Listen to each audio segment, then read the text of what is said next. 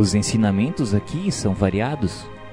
Fora o amigo de Belarmino quem tomara a palavra, mostrando a agradável maneira de dizer, continuou.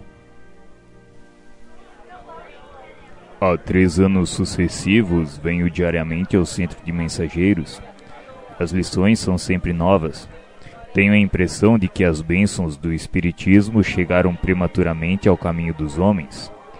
Se minha confiança no Pai fosse menos segura, admitiria essa conclusão. Belarmino, que observava atento os gestos do amigo, interveio explicando que o nosso monteiro tinha grande experiência no assunto, no que ele respondeu. Sim, experiência não me falta. Também andei às tontas nas semeaduras terrestres. Como sabem, é muito difícil escapar à influência do meio quando em luta na carne. São tantas e tamanhas as exigências dos sentidos em relação com o mundo externo que não escapei igualmente a doloroso desastre.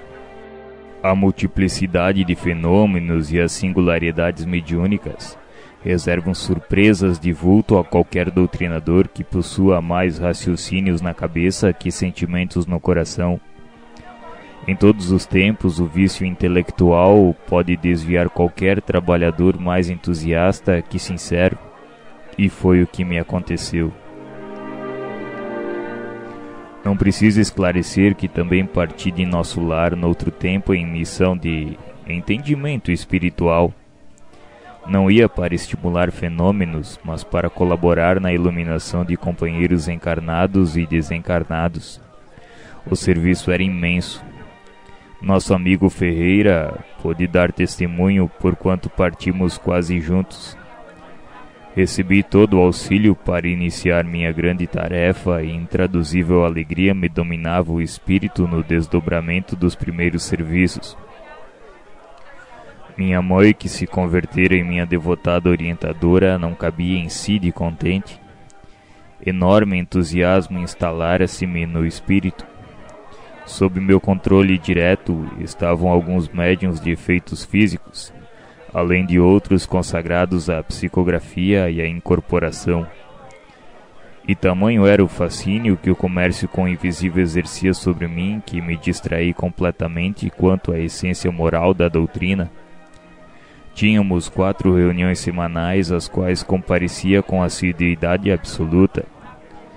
Confesso que experimentava certa volúpia na doutrinação aos desencarnados de condição inferior. Para todos eles, tinha longas exortações decoradas na ponta da língua. Aos sofredores, fazia ver que padeciam por culpa própria. Aos embusteiros, recomendava enfaticamente a abstenção da mentira criminosa. Os casos de obsessão mereciam-me ardor apaixonado. Estimava enfrentar obsessores cruéis para reduzi-los a zero no campo da argumentação pesada. Outra característica que me assinalava a ação firme era a dominação que pretendia exercer sobre alguns pobres sacerdotes católicos romanos desencarnados em situação de ignorância das verdades divinas. Chegava ao cúmulo de estudar pacientemente longos trechos das Escrituras, não para meditá-los com o entendimento, mas por mastigá-los a meu bel prazer, bolsando-os depois aos espíritos perturbados em plena sessão com a ideia criminosa de falsa superioridade espiritual. O apego às manifestações exteriores desorientou-me por completo. Acendia luzes para os outros, preferindo, porém, os caminhos escuros e esquecendo a mim mesmo. Somente aqui, de volta, pude verificar a extensão da minha cegueira. Por vezes, após longa doutrinação sobre a paciência, impondo pesadíssimas obrigações aos desencarnados, abria as janelas do grupo de nossas atividades doutrinárias para descompor as crianças que brincavam inocentemente na rua.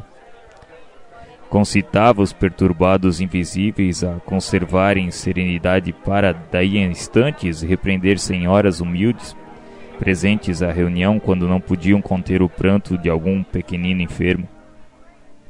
Isso quanto a coisas mínimas, porque no meu estabelecimento comercial minhas atitudes eram inflexíveis. Raro o mês que não mandasse promissórias a protesto público.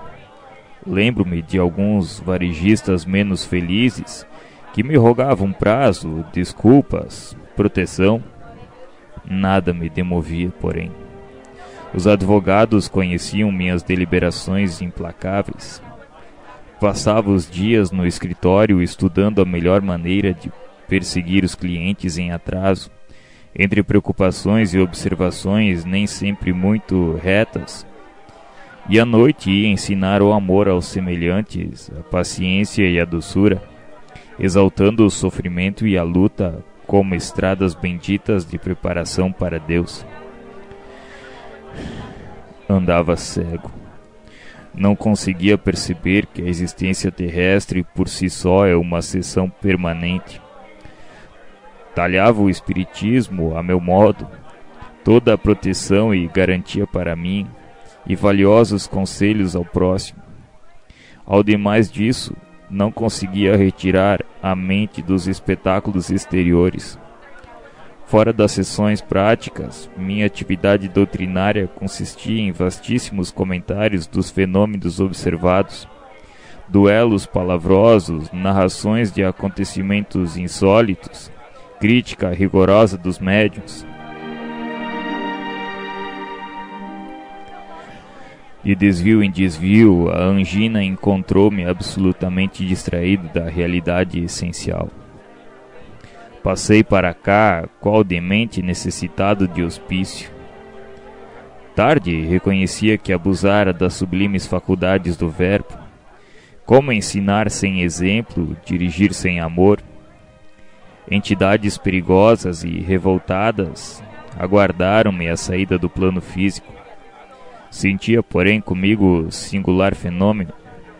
Meu raciocínio pedia socorro divino, mas meu sentimento agarrava-se a objetivos inferiores. Minha cabeça dirigia-se ao céu em súplica, mas o coração colava-se à terra.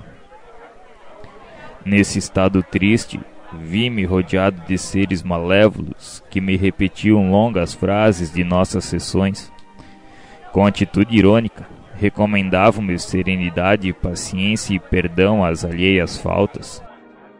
Perguntavam-me igualmente por que me não desgarrava do mundo, estando já desencarnado. Vociferei, roguei, gritei, mas tive de suportar esse tormento por muito tempo. Quando os sentimentos de apego à esfera física se atenuaram, a comiseração de alguns bons amigos me trouxe até aqui. E imagine o irmão que meu espírito infeliz ainda estava revoltado, sentia-me descontente. Não havia eu fomentado as sessões de intercâmbio entre os dois planos? Não me consagrara ao esclarecimento dos desencarnados? Percebendo-me a irritação ridícula, amigos generosos submeteram-me a tratamento. Não fiquei satisfeito. Pedi à ministra veneranda uma audiência, visto ter sido ela a intercessora da minha oportunidade. Queria explicações que pudessem atender ao meu capricho individual. A ministra é sempre muito ocupada, mas sempre atenciosa.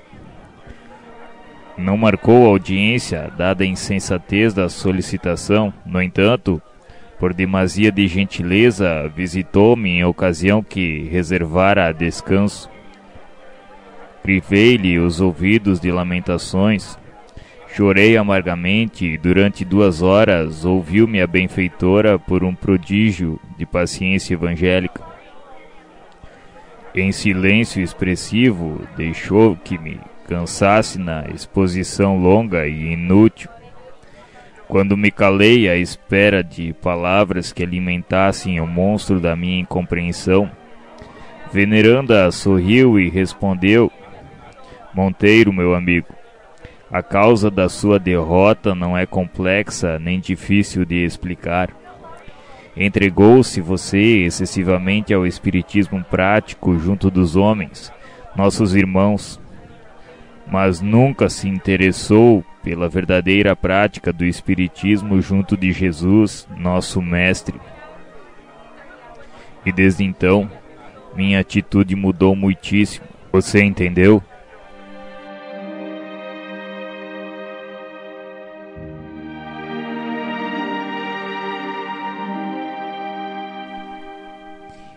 Eu estava aturdido com a lição profunda. Respondi mastigando palavras como quem pensa mais para falar menos. Sim. Expliquei a Monteiro que eu estava procurando compreender.